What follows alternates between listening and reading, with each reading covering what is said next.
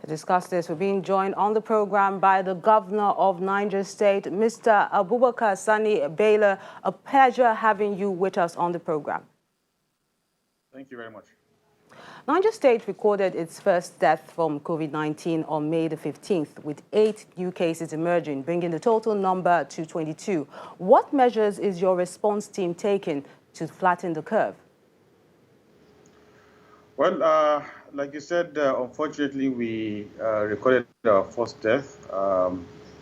However, the task force on COVID-19, the state task force, have been up and running. They've been doing their best to ensure that they control movements from outside states of Niger.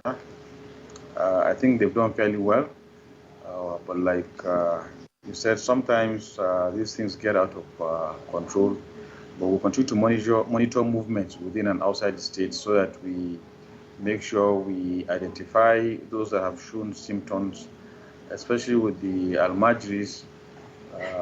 We ensure that they get properly tested before we let them go to their respective homes. Governor Bello, the deceased was a 40-year-old diabetic man who died shortly after his arrival at the Suleja General Hospital. Are there other cases with underlying health conditions, and how are they being managed? Well, we have other cases that have tested positive. I can't tell you right now if they had other underlying conditions, but so far I think they are responding to treatment, and it is my hope that in the next few weeks or days we should be able to discharge more. So as at this moment, it is not clear if they have any underlying conditions. The situation is definitely under control, and they're getting the proper attention. Hopefully in the next few days or weeks, we'll discharge more of them. Contact tracing of the deceased has started. Any updates on the contacts of the other 21 cases? Yeah, our contact tracing has been successful so far. Since the beginning, we identified 115, and at the moment we're still following up on 24. I hope that we're able to trace most of the contacts. We haven't had any major issue with regards to contact tracing. So the situation is quite stable over here, and hopefully it remains like this. It remains this way. That is my hope.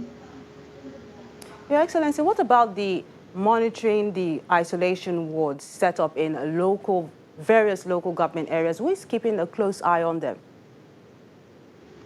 The Commissioner of Health is keeping track of what activities within the local government. However, the State Task Force Committee on COVID-19 is also doing a wonderful job. They go around the state to ensure that the patients or the victims are being properly taken care of.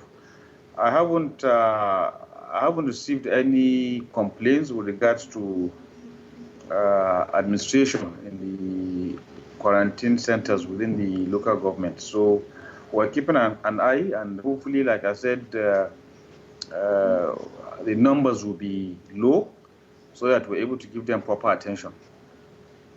Now, you just ordered contractors back to site of state projects.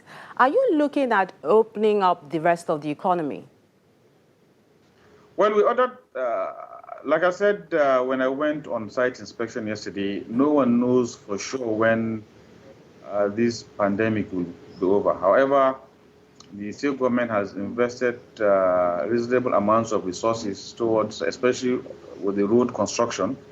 We have reached levels where if we allow the rainy season to persist at the present level of work, we'll end up losing most of what we have done. So we have partially allowed some contractors to come back to site and to maintain the required social distancing and the required hygiene protocols so that we reduce the risk, the exposure, and at the same time they can continue some preliminary works in their various sites. So We are not completely opening the state, but we allow for some activity to create for economic activities within the environment, within the state, to reduce hardship on people.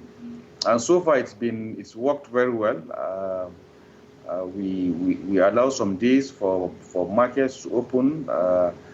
We allow people to go out when they have to, if they need to, as long as they maintain some social distancing and they wear face masks. I've taken pains to go around Mina myself, and I've seen that the compliance is up to 80%, which is okay. So I think it would be safe to say that at the moment we're on the right track, and we should allow for some activities so that it will reduce unnecessary hardship to our citizens. Governor of Niger State, Mr. Abubakar Bello, thank you so much for sharing your thoughts with us on the program. Thank you very much.